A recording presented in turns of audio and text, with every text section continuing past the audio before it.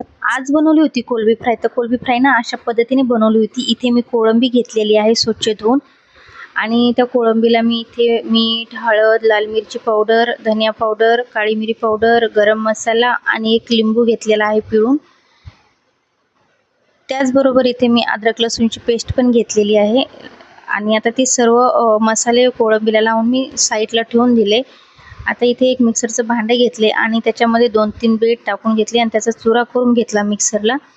आता इथे एक वाटी घेतली आणि त्या वाटीमध्ये 1 ते 1.5 चमचा मी कॉर्नफ्लॉवर घेतलाय आणि थोडं थोडं पाणी करून मी असं लिक्विड टाईप बनवून घेतलं त्याचा कॉर्नफ्लॉवरला. आता इथे तेल गरम करायला ठेवले. तेल गरम होईपर्यंत इथे जी कोळंबी आहे ती कॉर्नफ्लॉवरमध्ये बुडवून त्याला ब्रेडचा चुरा लावून घ्यायचा आहे. तर अशा पद्धतीने सर्व कोळंब्या कॉर्नफ्लॉवरमध्ये बुडवून त्याला ब्रेडचा चुरा लावून घ्यायचा आहे.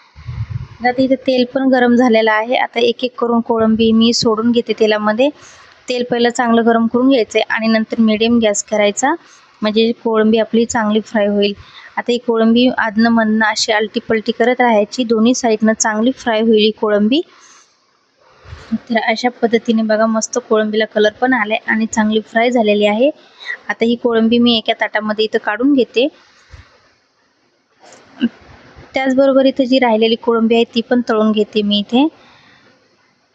तर इथे मी ना बेसन पीठ, मैदा काही वापरलं नाहीये, फक्त मसाले वापरलेत आणि ते मसाले तेलामध्ये असे पसरू नये म्हणून मी इथे कॉर्नफ्लॉवर आणि ब्रेडचा चुरा वापरलेला आहे, जेणेकरून ते आपले मसाले तसेच कोळंबीला असे चिपकून राहतील.